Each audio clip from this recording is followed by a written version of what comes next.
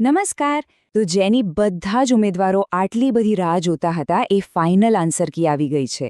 અને હા, પ્રોવિઝનલ કી કરતાં આમાં અમુક મોટા ફેરફારો છે, એવા ફેરફારો જે સીધા સ્કોર પર અસર કરી શકે છે.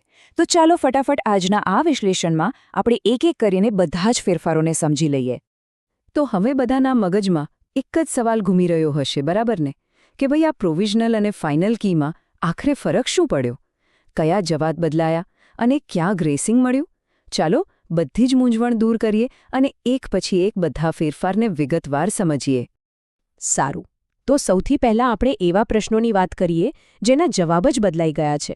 મતલબ કે ફાઇનલ કીમાં કાં તો સાચો જવાબ કંઈક અલગ જ છે અથવા તો એક કરતાં વધુ ઓપ્શનને સાચા ગણવામાં આવ્યા છે. ચાલો જોઈએ. ઓકે, તો અહીંયા સ્ક્રીન પર જુઓ. કુલ 8 પ્રશ્નો છે જેના જવાબમાં ફેરફાર છે. અને આ ફેરફાર ખબર છે, 2 ટાઈપના છે. મોટાભાગના કેસમાં શું થયું છે, જેમ કે પ્રશ્ન નંબર 30, 55, 56, 57, 110 અને 116માં એમાં એક બીજો ઓપ્શન પણ સાચો ગણી લીધો છે. જેમ કે પહેલા ડી સાચો હતો તો હવે બી અને ડી બંને સાચા. આનાથી શું ફાયદો? જેમનો જવાબ પહેલા ખોટો ગણાતો હતો એ હવે સાચો પડી શકે છે. પણ પ્રશ્ન 45 અને 137માં તો આખી ગેમ જ બદલાઈ ગઈ છે. અહીં જવાબ સીધો બીમાંથી સી અને બીમાંથી ડી થઈ ગયો છે. આ એક મોટો ઝટકો હોઈ શકે છે, કારણ કે આનાથી માર્ક્સ સીધા ઘટી પણ શકે છે. ચાલો હવે થોડા સારા સમાચારની વાત કરીએ. એક એવો ફેરફાર જે લગભગ બધા ઉમેદવારો માટે ફાયદાકારક છે. આપણે વાત કરી રહ્યા છીએ એવા પ્રશ્નોની જેને રદ કરીને બધાને એના પૂરેપૂરા માર્ક્સ આપી દેવામાં આવ્યા છે, જેને આપણે ગ્રેસિંગ કહીએ છીએ. પણ આ ગ્રેસિંગ એટલે શું? ચાલો એકદમ સિમ્પલ ભાષામાં સમજીએ. જ્યારે કોઈ સવાલમાં જ ભૂલ હોય અથવા આપેલા ઓપ્શન્સમાંથી એક પણ સાચો ન હોય તો બોર્ડ શું કરે? એ સવાલને જ કેન્સલ કરી દે અને એના માર્ક્સ બધાને આપી દે.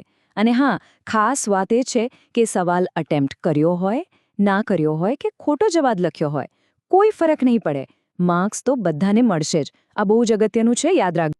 તો કયા છે એ નસીબદાર પ્રશ્નો? નોટ કરી લેજો.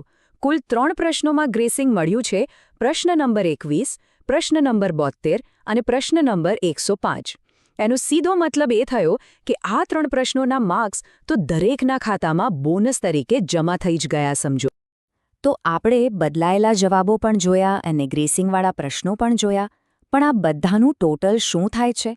આખી પરીક્ષા પર આનો ઇમ્પેક્ટ કેટલો મોટો છે? ચાલો હવે ફાઇનલ હિસાબ માંડીએ. તો પહેલો આંકડો છે 8. 8 પ્રશ્નો એવા છે જેના જવાબના વિકલ્પોમાં સુધારો થયો છે. પછી બીજો આંકડો છે 3. 3 પ્રશ્નોમાં તો સીધા જ ગ્રેસિંગ માર્ક્સ મળ્યા છે, એટલે કે બધાને માર્ક્સ. અને આ બંનેને ભેગા કરીએ તો કુલ આંકડો પહોંચે છે 11 પર.